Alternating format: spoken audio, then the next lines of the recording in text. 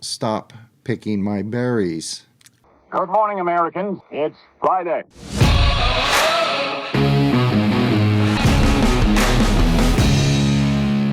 My squatching partner and squatcher extraordinaire, Pete Nelson, recently received a report.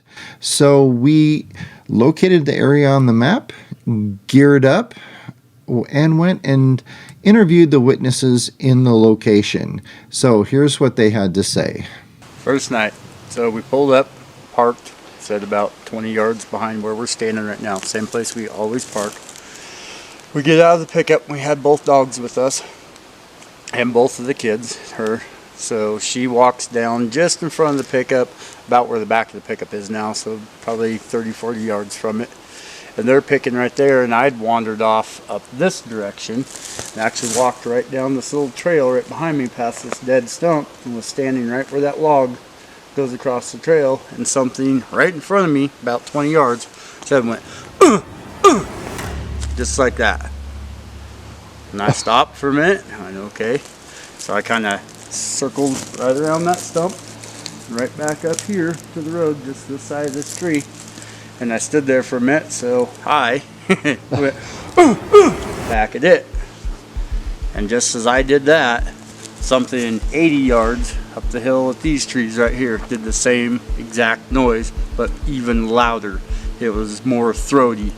So it returned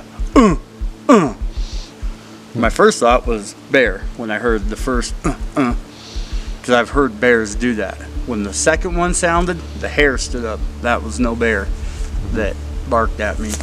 Instantly our dogs freaked out. Of course the kids freaked out, and I said, okay, we're gonna leave. And we drove off out of here. Came up 7 days later and pulled in, parked in the exact same spot, and this is all.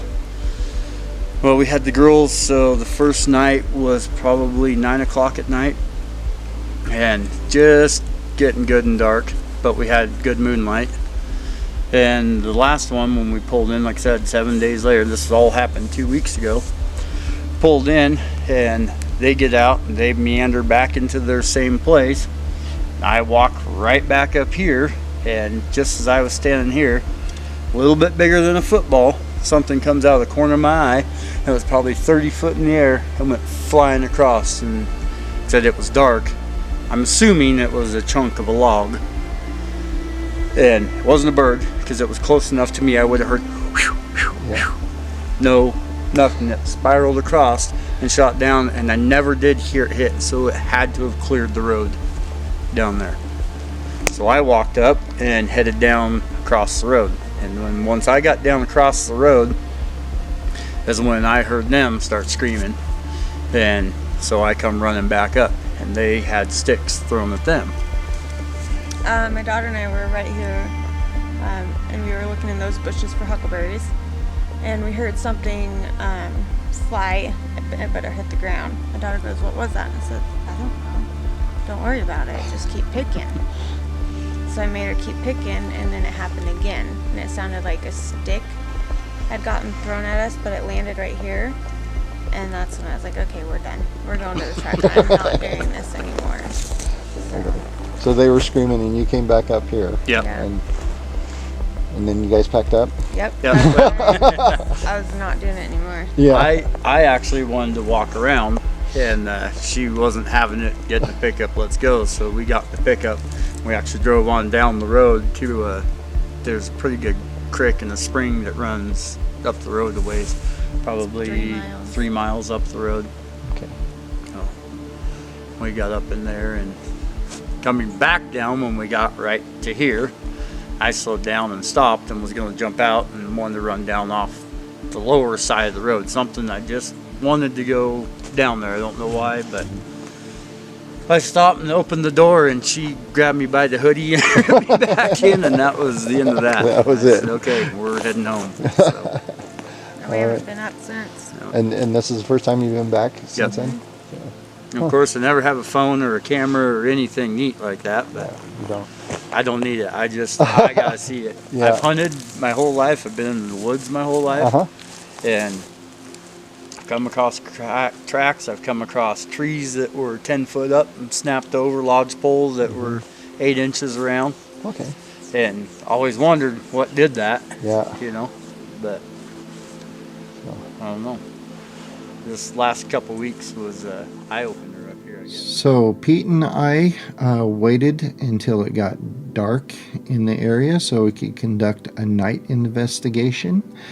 And I want to point something out to you. If you have never spent an evening in the woods in the dark with night vision of any sorts, it's amazing how many bats fly by your head in the middle of the night when you don't even know it. A lot of times, sometimes you can hear them fly by, but a lot of times you don't.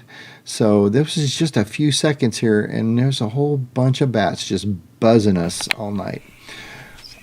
Something interesting that happened later that evening is we filmed this deer.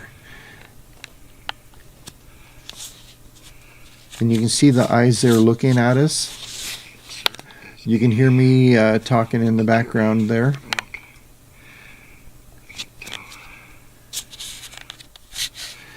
And then we heard a very, very interesting wood knock. It was like a rapid fire. I've never heard that before. It's like 5 or 6 wood knocks, just really one right after the other. I take a listen. I tried to enhance it.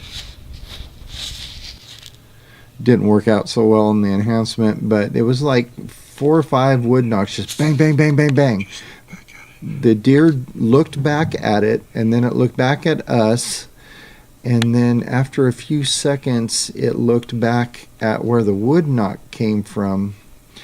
And there it goes. It turns its head back, and it was looking back at where the wood knock came from. And it was kind of interesting to me that it kind of focused on that from then on. It didn't really... Stop looking at this and start looking at it. Yeah, the deer started...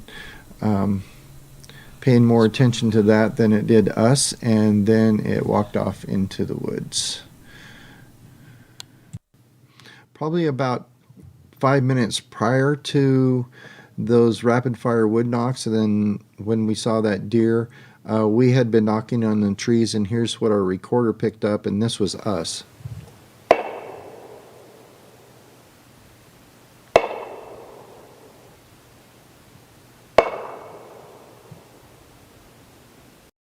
So Pete and I did stay in the area quite a while after we saw that deer and heard those wood knocks.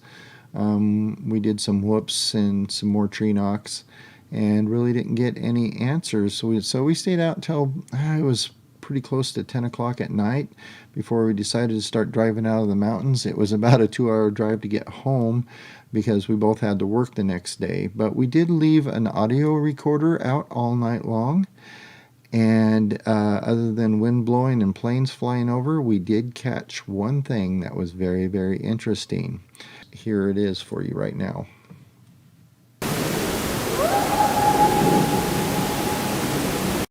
Yeah, when I heard that, the hair on the back of my neck stood up, and I got a few goosebumps.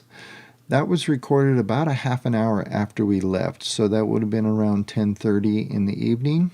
So I'm going to play it a few times for you again so you can get a good listen to it.